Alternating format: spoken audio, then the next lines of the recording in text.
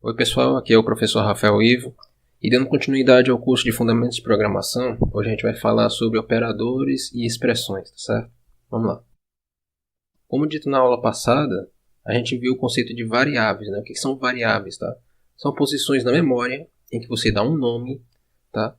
Essas posições na memória vão ser usadas para você guardar um determinado valor, tá? E esses valores podem ser modificados dependendo do que você deseja fazer no seu algoritmo, tá?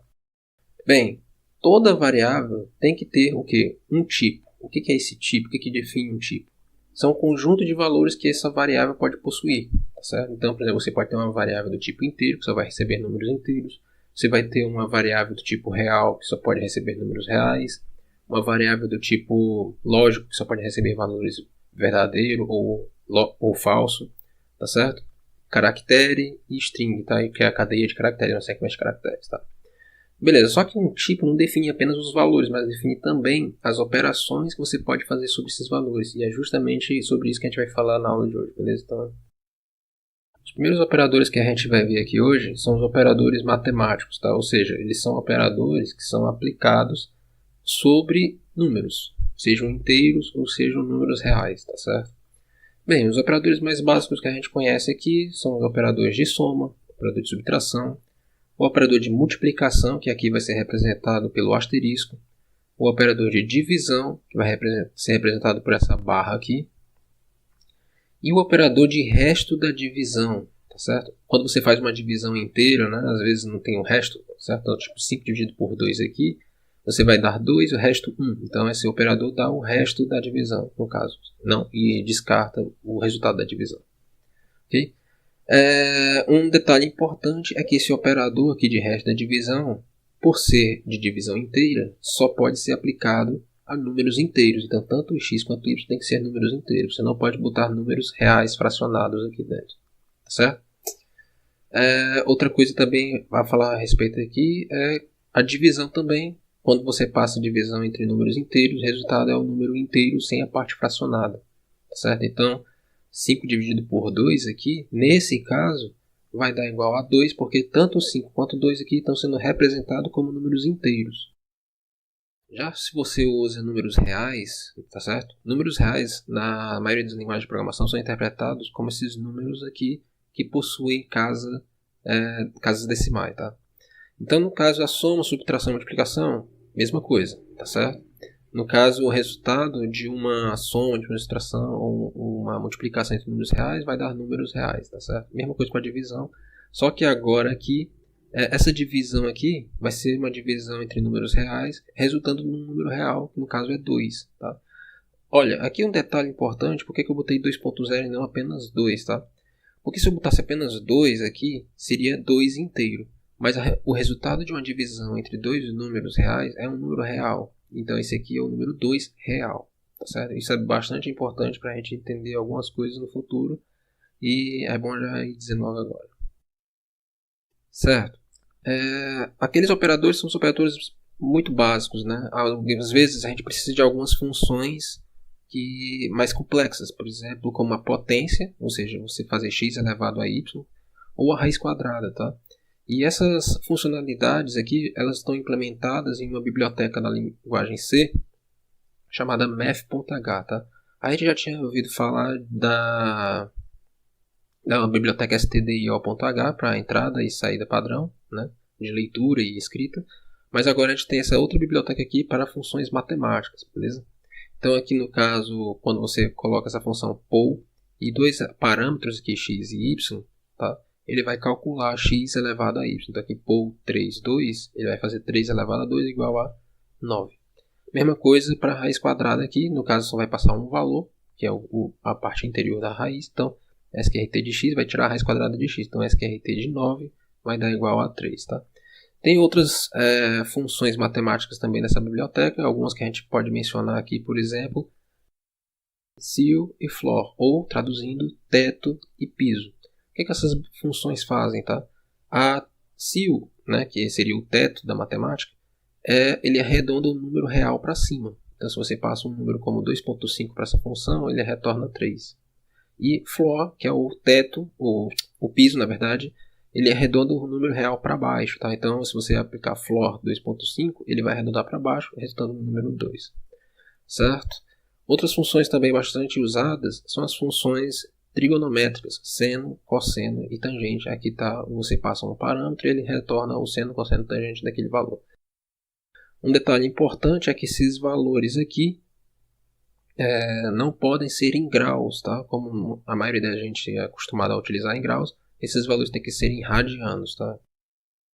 Agora vamos fazer aqui um exercício, tá certo? Vamos programar um programinha simples para receber os coeficientes de uma equação de segundo grau, então os valores A, B e C aqui de uma equação de segundo grau, e escrever na tela as raízes dessa equação, certo? Acho que todo mundo já fez na matemática o cálculo das raízes de uma equação de segundo grau, então a gente vai fazer um programa que calcule para a gente isso, beleza? Então vamos lá.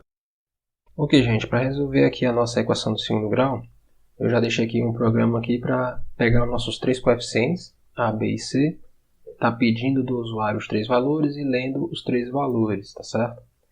Bem, aqui nós temos a nossa famosa fórmula de Bhaskara, né? O delta e a fórmula em si, tá?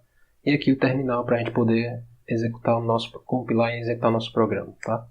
Então vamos lá, a primeira coisa que a gente tem que fazer é calcular o valor de delta, então vamos criar uma variável para delta e calcular. Essa expressão aqui, como é que a gente pode escrever ela em linguagem de programação, né? Na linguagem C, nesse caso? Primeiro que a gente tem que fazer uma atribuição, ou seja, a gente vai calcular essa expressão e armazenar na variável delta. E a gente vai fazer o quê? B ao quadrado. B ao quadrado é a mesma coisa que B vezes B, tá? Então a gente pode fazer usando o operadorzinho de multiplicação aqui, B vezes B. Menos, tá aqui. E esse cara aqui é 4 vezes A vezes C. Então podemos botar 4 vezes A vezes C. Não coloquem junto, tá? Na matemática a gente pode colocar junto. Mas aqui na programação, se você colocar junto 4AC, o que vai acontecer é que o compilador vai acreditar que é uma variável chamada 4AC e ainda vai dar errado porque não pode ter variável iniciada com número, tá certo? Ok, terminamos aqui com ponto e vírgula, como a maioria dos códigos em C. Temos aqui o valor de delta, tá certo? E eu já posso pegar até e mandar escrever o valor de delta aqui, então printf delta porcentagem F, lembra que como a gente está tratando agora com números reais, do tipo float, tá certo? Então aqui a gente tem que colocar porcentagem F, não porcentagem D. Barra N para pular a linha. E aqui a variável delta, tá? Printf funciona dessa forma, você coloca uma string do que você quer escrever, coloca marcadores das variáveis onde você quer posicionar, e aqui as variáveis que vão ser colocadas lá dentro. Então esse delta, o valor dele vai ser posicionado aqui dentro onde está esse porcentagem F. Beleza? Vou salvar aqui. Vamos compilar aqui GCC. No meu caso o arquivo é aula3.c -o aula3.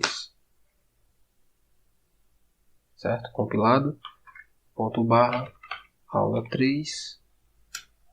Está pedindo o valor de A, vou colocar aqui 1, o valor de B, -1, o valor de C é -2.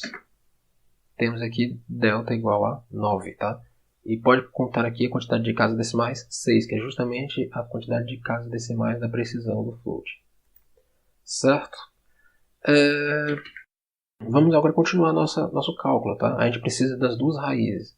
Não tem esse operador mais e menos na linguagem de programação. O que a gente vai fazer vai ser uma variável para receber quando for mais e outra variável para receber quando for menos, tá certo?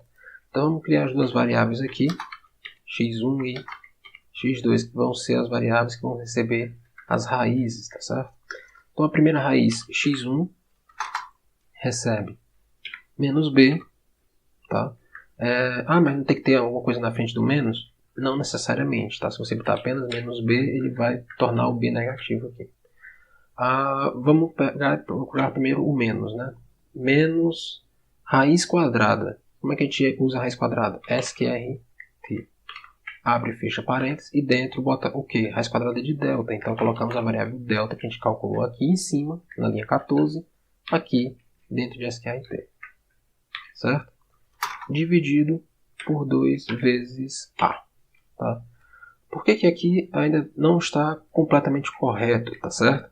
Acontece que se a gente olhar aqui para a nossa divisão, se a gente fosse fazer isso na mão, né, na matemática e tal, qual é a última operação que a gente ia fazer? A divisão. A gente não pode fazer a divisão, por exemplo, antes dessa multiplicação, ou não pode fazer a divisão antes da raiz quadrada, qualquer coisa desse tipo, tá certo? E aqui, se a gente colocar a expressão dessa forma, o que o compilador vai, o programa vai fazer? Ele vai fazer a subtração aqui primeiro, depois vai fazer a divisão e depois vai fazer a multiplicação, porque ele faz as coisas meio aqui na verdade é o contrário, ele faz a divisão primeiro e depois vai fazer a multiplicação aqui, certo? E não é isso que a gente quer. A gente quer que tudo isso aqui de cima seja agrupado, tá? Então aqui eu agrupo tudo que está em cima da divisão e agrupo tudo que está embaixo da divisão. Os parênteses forçam que as coisas dentro do parênteses sejam executadas primeiro, tá? Que nem acontece na matemática também. Tudo que é feito, tudo que está dentro de um parênteses é calculado antes, tá? Então, a mesma coisa aqui. Por fim, a gente coloca o ponto e vírgula. Se a gente for utilizar essa função sqrt, a gente precisa tomar o cuidado para incluir a biblioteca dessa função. A biblioteca é a biblioteca math.h. Então tá lá nossa primeira raiz, né? A segunda raiz é quase idêntica, a única diferença é que em vez de ser aqui um menos, é um mais. Certo? Lembrando aqui, segunda variável x2. Mandar printar essas variáveis agora, né? Printf x1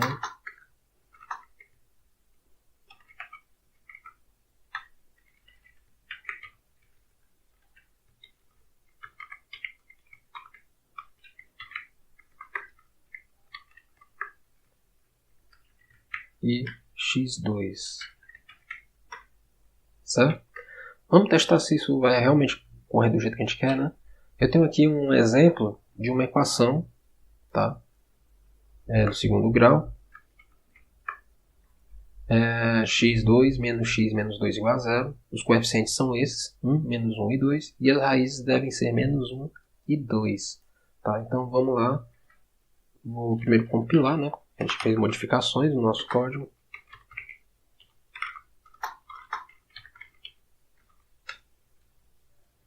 Ok. Em alguns compiladores pode acontecer esse tipo de erro aqui, dizendo que não tem referência a sqrt, mesmo você colocando o include, tá? Esse é o caso do GCC, por exemplo. Lembra que na aula passada eu falei que a biblioteca stdio era adicionada por padrão pelo GCC, mas a biblioteca math não é, tá? Então como é que a gente faz para corrigir isso? Aqui na compilação você coloca uma opçãozinha a mais chamada "-lm", tá certo? Isso aqui vai adicionar a biblioteca matemática. Perceba que agora compilou corretamente, tá certo? Então vamos lá executar. Tá aqui, variável A, vamos botar 1, variável B, menos 1, variável C, menos 2. Então tá aqui, delta igual a 9, x1 igual a menos 1, x2 igual a 2, tá certo? Do mesmo jeito como tá aqui, as raízes menos 1 e 2, tá certo? Ok, se você não está gostando desse monte de casas decimais, depois do porcentagem f, você pode pegar e colocar entre porcentagem e o f, você pode colocar, por exemplo, ponto 2 aqui, tá certo? Isso vai fazer com que ele limite o número de casas decimais para 2 casas, tá certo? Só para ficar mais bonitinho, tá? Então, vamos testar novamente. Agora para um outro caso aqui, esse caso A igual a menos 2, B igual a 5, C igual a 3. Então temos aqui, o delta deu 49, o x1, 3, está aqui, uma das raízes é 3 e a outra raiz é menos 0,5, beleza? O que acontece se a gente colocar um caso aqui das duas raízes iguais? Tá? Vamos só executar novamente, A igual a 1, B igual a 2, C igual a 1. Olha o que aconteceu, delta é igual a zero, e aí as duas raízes ficaram iguais a menos 1. O que era de se esperar, né? Porque se deu zero aqui no delta, essa raiz quadrada dá zero em ambas essas expressões, e elas vão ficar idênticas, então menos 1 e menos 1. Agora um caso bastante importante de saber é o que acontece se não tem raiz. Tá? Então vamos lá, vamos executar. A igual a 1, B igual a 2, C igual a 2. Olha isso, delta é igual a menos 4. Mas as duas raízes apareceu esse número estranho aqui, tá certo? Esse número estranho acontece quando você tem alguma operação que não tem valor definido. Tá? E o que aconteceu foi o seguinte, delta deu negativo. E quando você vai tirar a raiz quadrada de um número negativo, você não tem como fazer isso no conjunto dos números reais. Tá certo? A linguagem C e a maioria das linguagens de programação não implementa por padrão a números complexos, tá certo? Então, no caso aqui, você tem que, no seu programa, tomar o cuidado para que não fique com números negativos, por exemplo, dentro da raiz quadrada, de que você não tenha valor igual a zero abaixo de uma divisão, tá certo? Por exemplo, se eu fosse dividir aqui por zero, também poderia acontecer erros desse tipo, tá? Então, na próxima aula, por exemplo, a gente vai começar a ver como corrigir esse tipo de problema aqui. Bem, agora a gente vai ver um novo conjunto de operadores, são os ditos operadores relacionais, tá? Diferente dos operadores matemáticos que a gente viu antes, que recebem números e retornam números, né? Afinal de contas, se você fizer uma operação entre números inteiros, retorna inteiro, números reais, retorna números reais. A gente agora vai ver operadores que vão comparar valores das variáveis e eles vão retornar verdadeiro ou falso, dependendo do que eles estiverem comparando, tá? Então, por exemplo, a gente tem aqui o operador de igual, que no caso do C é representado por esses dois símbolos aqui, igual, igual. O símbolo de diferente, que a gente vai ter que representar por isso. A gente não vai usar o símbolo diferente da matemática, porque não dá para ser escrito em teclado, né? Então, a maioria das linguagens de programação não utiliza esses caracteres muito diferentes. A gente utiliza apenas os caracteres mais básicos. Então, aqui no caso, o símbolo de diferente vai ser representado por exclamação igual. A gente tem o símbolo de menor igual, que vai ser representado dessa forma. Também não tem um símbolo único para o menor igual. Você vai ter que usar o menor e o igual juntos, sem espaço. A gente vai ter o símbolo de maior igual, mesma coisa. O maior na frente, o igual depois. E os símbolos de menor e de maior, tá? Então, esses operadores aqui são operadores relacionais ou operadores de comparação. Eles vão comparar os dois valores aqui e vão retornar verdadeiro ou falso. Se você lembra da aula passada, quando a gente falou dos tipos na linguagem C, eles têm os tipos int, o tipo float, o tipo char, né? Mas não tem tipo booleano, não tem tipo lógico em C, tá certo? E como é que a gente faz, então, o que ele retorna, né, na linguagem C, verdadeiro ou falso, tá?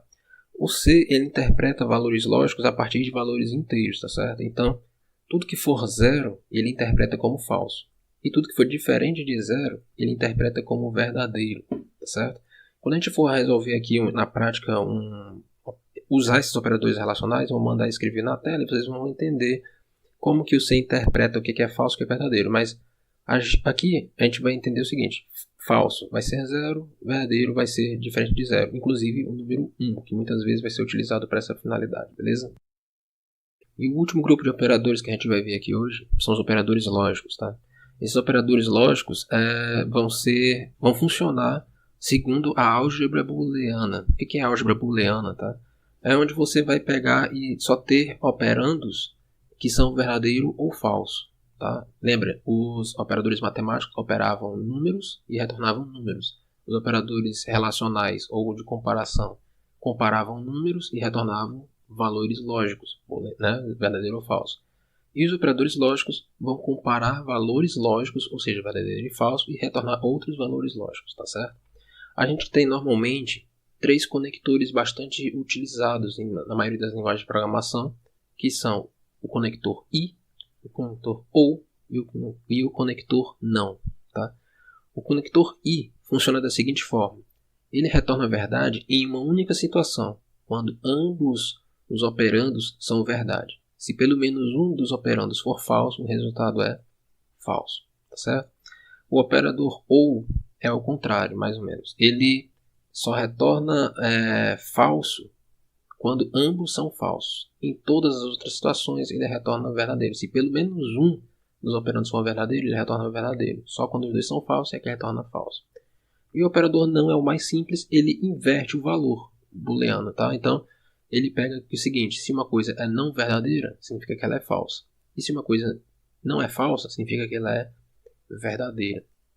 Tá? Na linguagem C, a gente tem esses operadores representados da seguinte forma. O operador não, ele é representado pela exclamação na frente da variável que você deseja. Tá certo? O operador I é representado por esses dois I comerciais aqui, tá certo? Juntos, sem espaço, entre os dois operandos. E o operador OU é representado por essas duas barras verticais aqui, tá? No meio, entre os dois operandos que você deseja. Para exemplificar e utilizar esses operadores que a gente acabou de ver, vamos resolver esse exercício aqui, tá? A gente vai ler dois números, A e B, e um terceiro número C, e identificar se esse número C vai estar entre o A e o B, tá certo? Ele tem que estar no meio entre o A e o B, tá? Então vamos lá. Vamos primeiro usar operadores relacionais, operadores de comparação e ver o que acontece, tá certo? Então eu vou pegar e fazer o seguinte, eu vou mandar imprimir aqui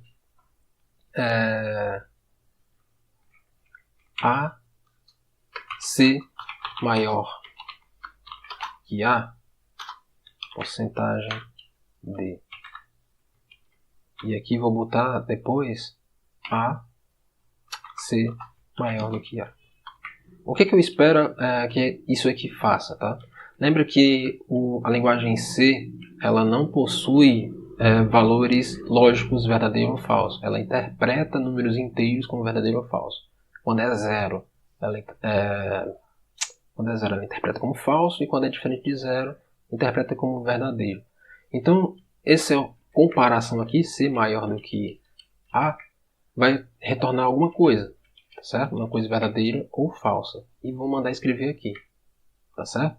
Então, só para testar, vamos dar uma olhada aqui, tá?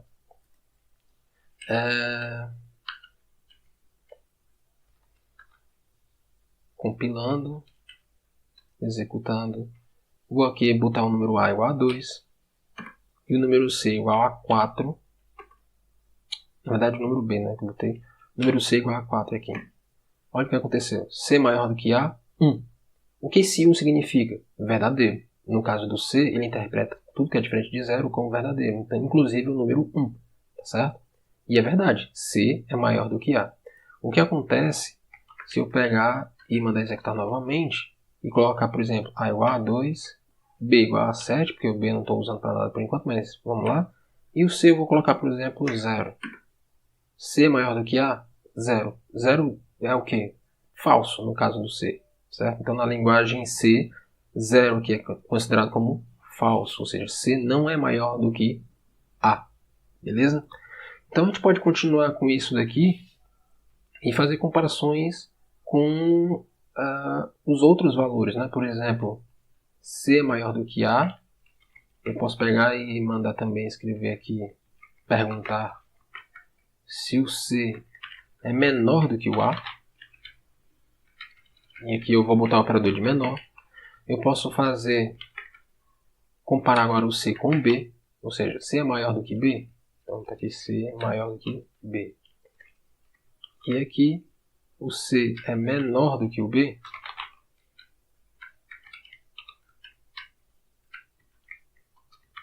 C é menor do que B. Tá? Para separar aqui, eu vou botar dois pontos, só para a gente misturar o resultado com o texto que eu estou querendo escrever. Tá certo? Então aqui no caso, a primeira coisa que eu estou perguntando é C é maior do que A? Aqui é a segunda pergunta. C é menor do que A? Aqui é a terceira pergunta. C é maior do que B? E a última, C é menor do que B. Certo? Vou pegar e salvar. Compilar. Executar. Então vamos botar aqui os valores que estão aparecendo aqui nessa tela. Certo? Então, no caso, A igual a 2, B igual a 7, C igual a 4. C é maior do que A? Verdade. C é menor do que A? Falso. C é maior do que B? Falso. C é menor do que B? Verdadeiro. Beleza? Vamos testar outro caso aqui, por exemplo esse, tá certo? Só mandar executar novamente. A igual a 2, B igual a 7, C igual a 1. C é maior do que A? Falso. C é menor do que A? Verdadeiro. C é maior do que B? Falso. C é menor do que B? Verdadeiro. Beleza? Próximo caso. Um caso em que o C está do outro lado ali, né? Vamos pegar e limpar aqui. Executar. A igual a 2. B igual a 7. E C igual a 9. C é maior do que A? Verdadeiro. C é menor do que A? Falso. C é maior do que B? Verdadeiro. C é menor do que B? Falso. Certo? Do mesmo jeito como a gente tinha feito, então a gente consegue perceber que está realmente funcionando aqui os operadores relacionais. Certo? Ok, eu quero descobrir se o número C está aqui, entre o A e o B. Então eu tenho que satisfazer duas condições. Quais são elas? A condição de que o C tem que ser maior do que o A, não é isso? O C só pode estar aqui no meio se ele for maior do que o A. Se o C for menor do que o A, ele não está no meio.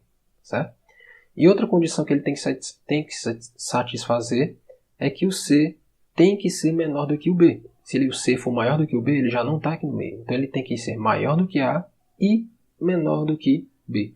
Note o conector que eu utilizei. I. Ele tem que ser tanto maior do que A e menor do que B ao mesmo tempo. Tá certo? Então o que a gente pode fazer? A gente pode fazer o seguinte. Vou botar aqui mais um printf.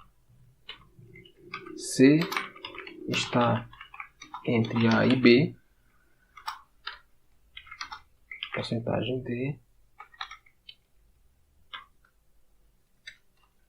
E a expressão não tem problema de você pegar e pular uma linha, certo? Qual é a expressão que eu vou colocar? O C tem que ser maior do que o A. E o C tem que ser menor do que o B. Tá certo? Eu posso fazer uma expressão com operadores relacionais e operadores lógicos na mesma expressão? Pode, tá? Inclusive operadores matemáticos também. Todos os operadores podem estar na mesma expressão. Aqui no caso, o que eu estou fazendo? C está entre A e B se o C for maior do que o A e o C for menor do que o B. Tá certo? Então vamos lá, vamos pegar aí, salvar aqui, compilou, executou. Vamos testar esse cara aqui primeiro, é para dar falso, né? Então A igual a 2, B igual a 7, C igual a 9. Olha o que aconteceu. C está entre A e B? Falso. Ótimo, era o que a gente queria. Esse outro caso aqui agora. A igual a 2, B igual a 7, C igual a 1. C está entre A e B? Falso. Ótimo também, não é o que a gente queria. E agora, finalmente, um caso que a gente quer que dê verdade, tá certo? Então, aqui, executando, A igual a 2, B igual a 7, C igual a 4. C está entre A e B? Verdadeiro. Tá certo? Então, essa nossa expressão aqui está realmente utilizando e calculando corretamente o que a gente deseja, tá certo? Bem, você pode acabar se perguntando o que acontece se eu botar o C em cima do A ou em cima do B, né? Por exemplo, se eu botar A igual a 2, B igual a 7 e o C igual a 2. O resultado vai dar falso. Por que deu falso? Porque você utilizou operadores de maior que e menor que. Tá? Então o caso da igualdade não está coberto aqui. Se você quiser que esteja coberto, você tinha que pegar e adicionar o quê? Maior ou igual e menor ou igual. Beleza? Bem, gente, por hoje é só. A gente vai ainda falar ainda mais sobre operadores, principalmente esses operadores relacionais e operadores lógicos vão ser muito utilizados quando a gente for falar sobre condicionais. Tá certo? Então, até a próxima aula. Tchau.